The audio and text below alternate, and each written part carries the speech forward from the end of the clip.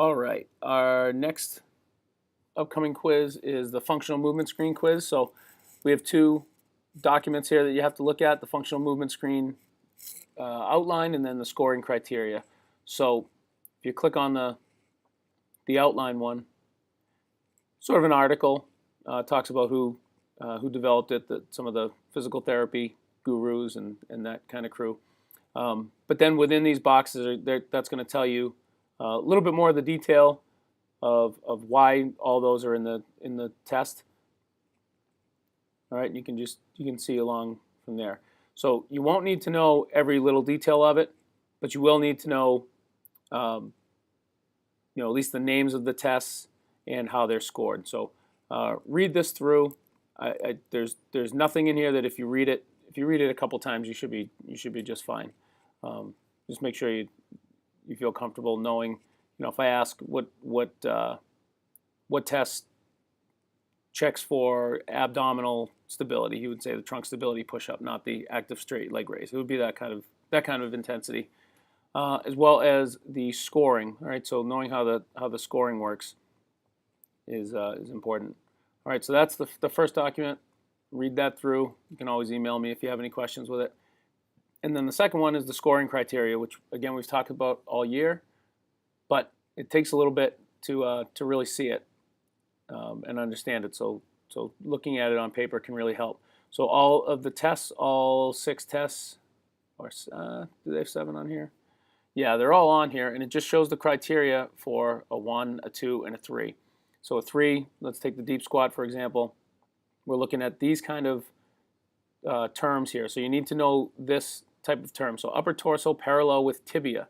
That means the upper torso, meaning your body here, the mid-body, is parallel with the tibia. The tibia is the bone of your shin.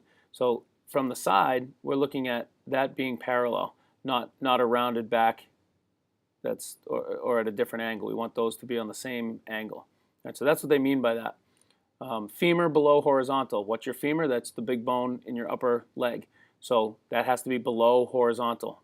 That's why I always say, hips below knees, because you want that to definitely be below.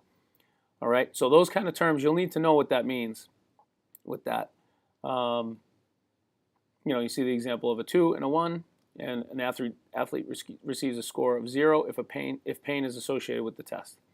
All right, it goes through that with all of these things. Certain terms you'll need to know, like in the hurdle step, you'll need to know what the sagittal plane is. That means everything's facing forward. For example, if this guy's knee or foot was turned out, he wouldn't be in the sagittal plane anymore. The sagittal plane is the one that we move in a straight forward direction. If you picture maybe his knee and foot being outlined by 2 panes of glass, if his knee went out or in, he would hit that glass. He wants to stay in between. That's a sagittal plane. So you can see this person's knee is very different than this person's knee. Right? So that's the sagittal plane that you'll need to know.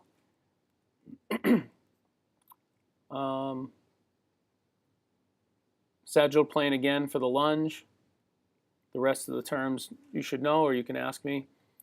All right, we just did the fist test with the shoulder mobility, so that should work.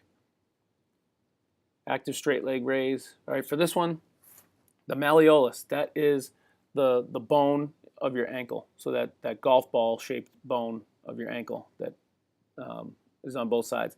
So right there, if you drew a straight line down, that's where you're going to measure from, the ball of the ankle. So between mid-thigh and ASIS, okay, that is basically an area of the hip.